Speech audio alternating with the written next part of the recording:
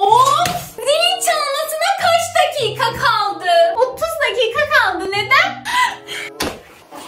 Bak bende ne var? Şimdi sahte zil sesi yapacağım. Bu işe yaramayacak Pelin Su.